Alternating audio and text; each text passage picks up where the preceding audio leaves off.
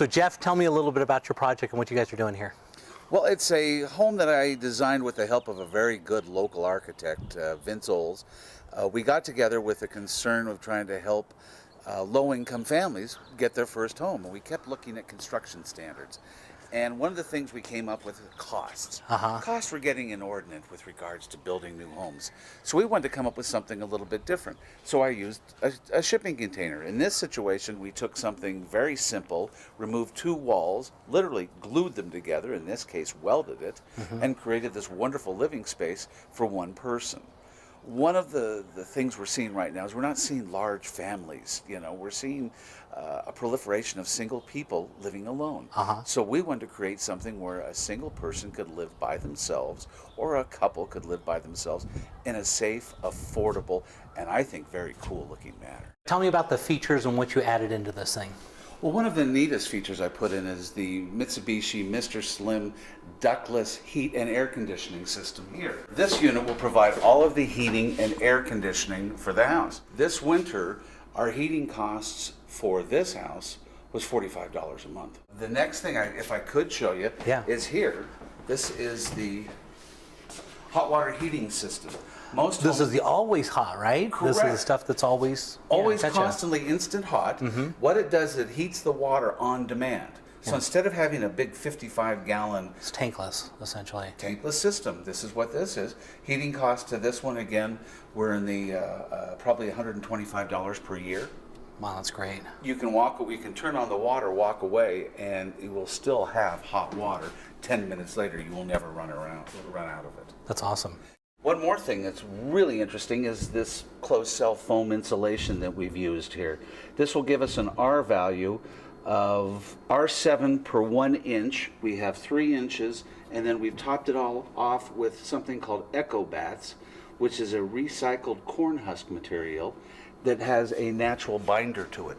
So it's not the fiberglass style that you're used to seeing. What else did you guys put in here? Well, we've got a bamboo floor, so it's a natural finish that's been carbonized, so it's a perfectly sustainable growth material to use for flooring. We've used just traditional pine casings around. With the ceiling, we've left natural. It's the container look because, first of all, we liked it. Now, above this, we have a tremendous amount of insulation. Okay. So that's what it creates. That's where really important because the sun would beat down on this, right? Right, and it gives us a nice natural envelope and also a nice aesthetic look to it. We went with a shower versus a bathtub simply for the fact that we're not seeing people use baths as much. We're not seeing the big jetted tubs.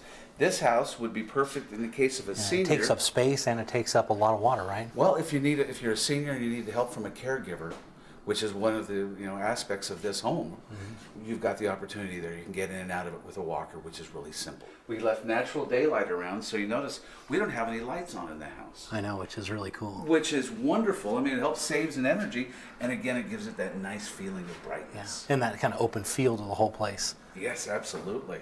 The bedroom is rather moderate in size, but again, people that are looking at this house are not expanding. They're not looking for the large McMansion style of housing. They're looking for cost, affordability, ease of maintenance is another thing. So what is the cost of the house? This house is $135,000. Okay.